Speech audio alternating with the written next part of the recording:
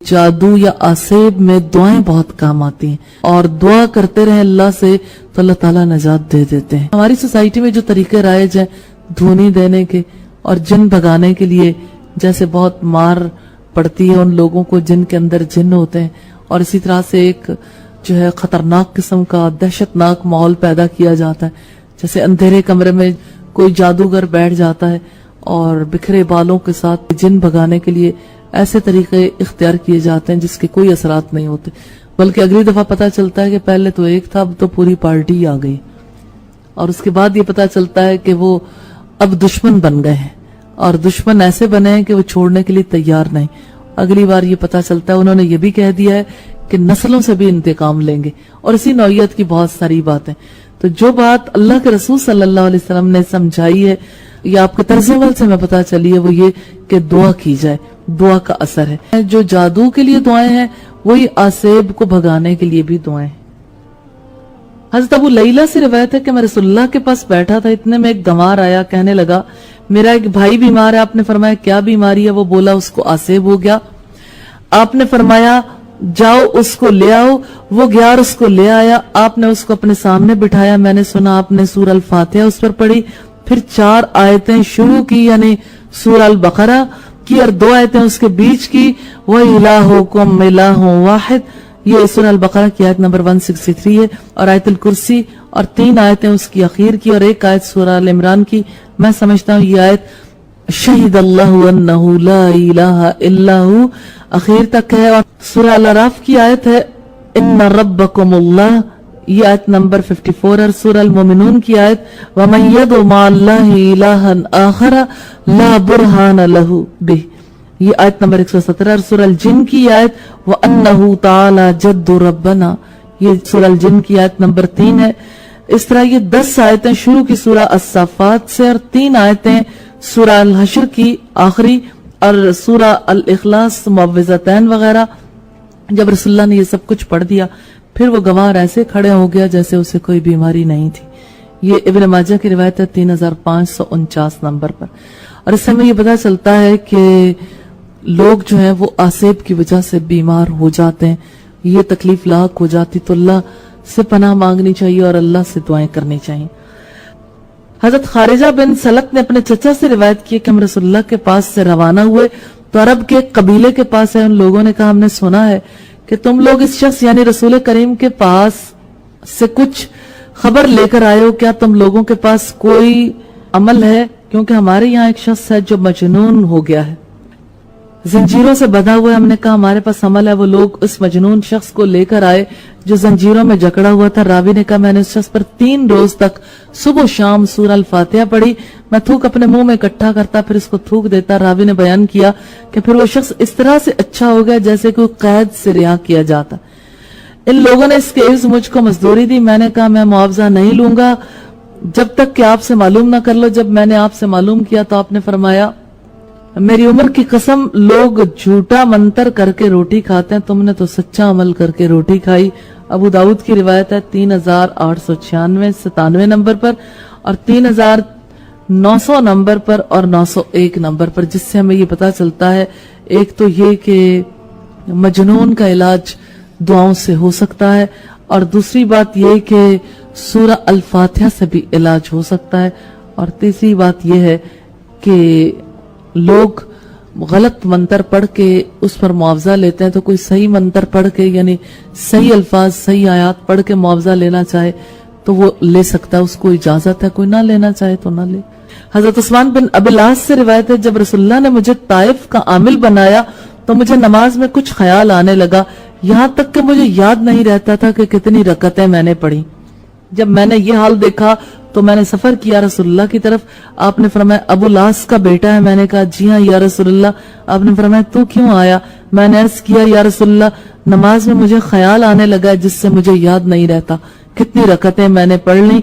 आपने फरमाया ये शैतान का काम है, मेरे नजदीक आओ। मैं नजदीक गया और अपने पांव की उंगलियों पर मद्दब बैठा, आपने मेरे सीने पर अपना हाथ मारा, मेरे मुंह में अपना थूक डाला और फरमाया निकल जा अल्लाह के दुश्मन। 3 बार आपने ऐसा ही किया। फिर फरमाया जाओ अपने काम पर। یعنی طائف کو، عثمان نے کہا قسم ہے میری عمر کی، میں نہیں جانتا کہ اس کے بعد شیطان نے مجھے بھلایا ہو یا مجھ سے خلط ملط کیا ہو، یعنی میں پھر کبھی نہیں بھولا۔ یہ ابن ماجہ کی روایت ہے 3548 نمبر پر۔ اور اس سے ہمیں یہ پتا چلتا ہے کہ آسیب کا علاج ہو سکتا ہے اور اللہ سے اس کے لیے دعا بھی کی جا سکتی ہے۔ اور حضرت عائشہ نے بیان کیا کہ بنی زریق کہ ایک شخص یہودی لبید بن عاصم نے رسول اللہ پر جادو کر دیا تھا، اس کی وجہ سے رسول اللہ کسی چیز کے متعلق گمان کرتے تھے کہ آپ نے وہ کام کر لیا، حالانکہ آپ نے وہ کام نہ کیا ہوتا۔ ایک دن راوی نے بیان کیا کہ ایک رات نبی صلی اللہ علیہ وسلم میرے یہاں تشریف رکھتے تھے، مسلسل دعا کر رہے تھے، پھر آپ نے فرمایا عائشہ تمہیں معلوم ہے میں اللہ سے جو بات پوچھ رہا تھا اس نے مجھے اس کا جواب دے دیا۔ میرے پاس 2 فرشتے حضرت جبرائیل اور حضرت میکائیل آئے، ایک میرے سر کی طرف کھڑا ہو گیا اور دوسرا میرے پاؤں کی طرف۔ ایک نے اپنے دوسرے ساتھی سے پوچھا ان صاحب کی کیا بیماری ہے، دوسرے نے کہا ان پر جادو ہوا ہے۔ اس نے پوچھا کہ کس نے جادو کیا، جواب دیا کہ لبید بن عاصم نے۔ پوچھا کس چیز میں، جواب دیا کہ کنگے اور سر کے بال میں جو نر کھجور کے خوشے میں رکھے ہوئے ہیں۔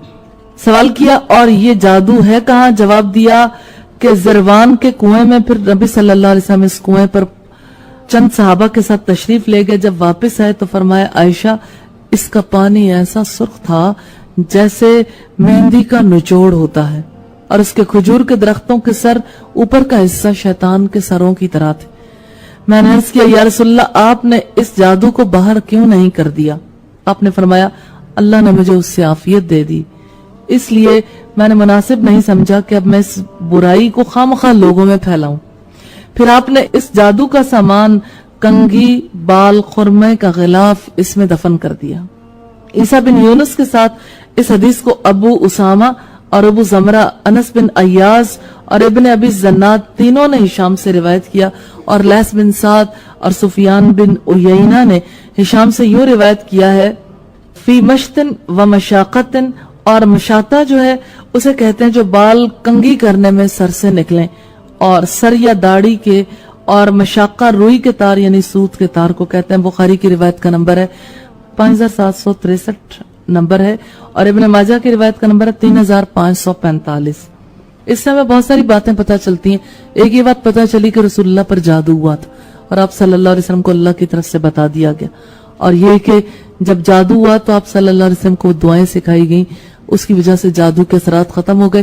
یہ بھی پتہ چلا کہ آپ کو یہ بتا دیا گیا تھا کہ جادو کن چیزوں پہ رکھ کے کیا گیا اور وہ کہاں موجود ہے۔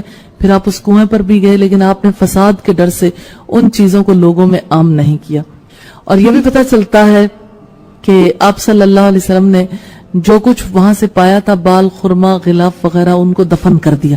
تو جادو کی چیزوں کو دفن کر دینا چاہیے اگر کسی کے علم میں آ جائے۔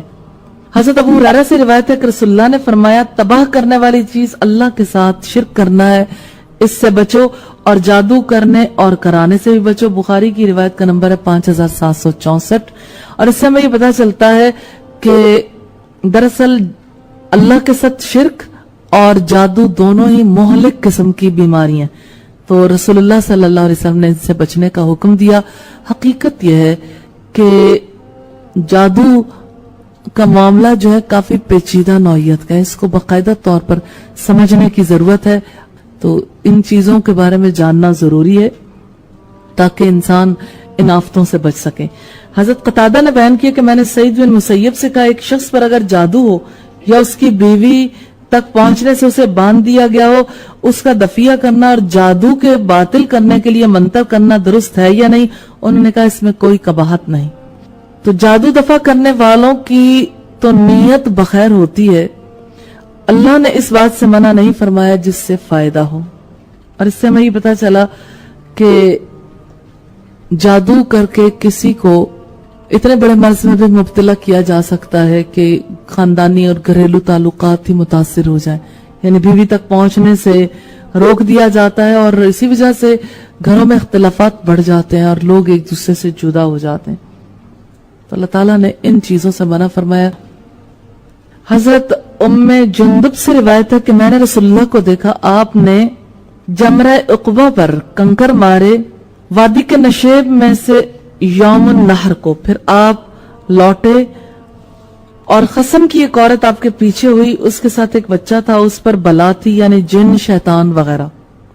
اس نے عرض کیا یا رسول اللہ یہ میرا بچہ ہے, میرے گھر والوں میں یہی باقی ہے, اس کے اوپر ایک بلا ہے, وہ بات نہیں کرتا. یہ سن کر رسول اللہ نے فرمایا تھوڑا سا پانی لاؤ. لوگ پانی لائے, آپ نے اپنے دونوں ہاتھوں کو دھویا, اس میں کلی کی, پھر وہ پانی اس عورت کو دے دیا اور فرمایا یہ پانی اس بچے کو پلا, اس کے بدن پر ڈال, اللہ تعالیٰ سے اس کی تندرستی کے لیے دعا کرو. ام جندب نے کہا میں اس عورت سے ملی اور میں نے اس سے کہا تھوڑا سا پانی اس میں سے مجھے بھی دے دو. وہ بولی یہ تو اس بیمار بچے کے لیے. ام جندب نے کہا پھر میں اس عورت سے دوسرے سال ملی اور میں نے اس سے اس بچے کا حال پوچھا تو اس نے کہا اب وہ بچہ ٹھیک ہو گیا ہے اور ایسا عقل والا ہوا ہے کہ لوگوں کی عقل سے بڑھ گیا ہے. ابن ماجہ کی روایت ہے 3532 جس سے ہمیں پہلی بات یہ پتا چلتی ہے کہ جنات یا آسیب وغیرہ کا اثر ہوتا ہے. نمبر 1. نمبر 2 یہ کہ رسول اللہ کے عہد میں بھی ایسے ہی بچوں کو یا بڑوں کو بلائیں چمٹ جایا کرتی تھی اور یہ ایسا سلسلہ نہیں ہے جو لا علاج ہو. اللہ کی رحمت ہو جاتی ہے, اللہ پر بھروسہ بھی کرنا چاہیے اور اللہ سے دعا بھی کرنی چاہیے.